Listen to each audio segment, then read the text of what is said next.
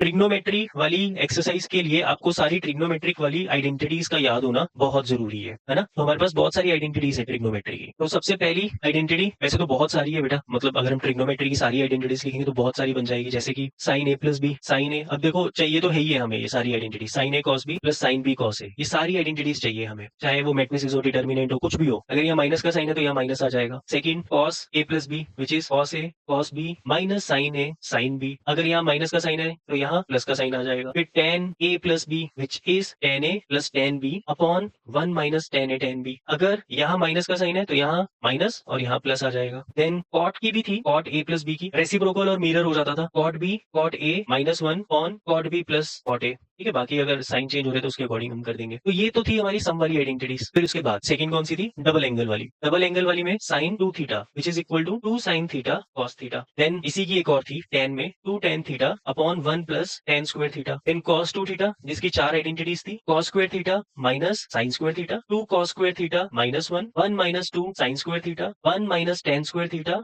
Upon 1 plus tan square theta. और tan 2 theta की identity 2 tan theta upon, इन दोनों में 1 plus tan square 1 plus tan square, इसके खुद के अंदर 1 माइनस tan स्क्वायर थीटा। ये थी हमारे पास डबल एंगल वाली। डबल में ये वाली यूज होती थी जब भी आपके पास साइन स्क्वायर की इंटीग्रेशन आ जाए या कॉस स्क्वायर की इंटीग्रेशन आ जाए, तो उसमें हम स्पेशल आइडेंटिटी का यूज करते थे, 1 minus cos 2 theta by 2, and cos square theta जो होता था वो होता था 1 प्लस कॉस 2 थीटा बाई 2। ये आइडेंटिटीज हम यूज करते थे जब भी मुझे इंटीग्रेट करना होता था साइन स्क्वायर थीटा और कॉस स्क्वायर थीटा को। तो ये बड़ी इंपॉर्टेंट थी, ये बार बार यूज होता था। मेरी बातें समझ आ रही है बेटा? यस नो कर दो एक बार। और अगर हम थोड़ा सा क्लास 10th में चले जाएं, तो क्लास 10th के अंदर हमने ये पढ़ी थी, एक तो ये पढ़ी थी sine square theta plus cos square theta is equal to 1। ठीक है, ये तो बचपन से पढ़ रहे हैं तो बचपन ही हो गया हमारा। फिर एक होती थी 1 plus cot square theta is equal to cosecant square theta, और एक होती थी 1 plus tan square theta is equal to secant square theta. और ये लास्ट वाली और ये भी दोनों ही है, वैसे इसका यूज फिर भी कम हुआ है, इसका यूज तो बहुत ज्यादा हुआ है, तो बार बार आपको बोला भी है। तो दोनों ही याद रखनी है कि जब भी मुझे tan स्क्वायर की इंटीग्रेशन बोलेगा तो tan स्क्वायर को हम हमेशा कन्वर्ट करेंगे, क्योंकि tan स्क्वायर की कोई इंटीग्रेशन नहीं है, हम हमेशा tan स्क्वायर को किसमें कन्वर्ट करेंगे, सीकेंट स्क्वायर थीटा माइनस 1, और उसके बाद इंटीग्रेट करेंगे, क्योंकि सीकेंट स्क्वायर की इंटीग्रेशन tan थीटा होती है। और ये एक ऐसा स्टेप है जहां पर जनरली बच्चे कंफ्यूज हो जाते हैं इस स्टेप में कि tan स्क्वायर को कन्वर्ट करना था सीकेंट स्क्वायर माइनस 1। बट बार बार मैंने क्योंकि जोर दिया है तो शायद आपको ये चीज याद होगी,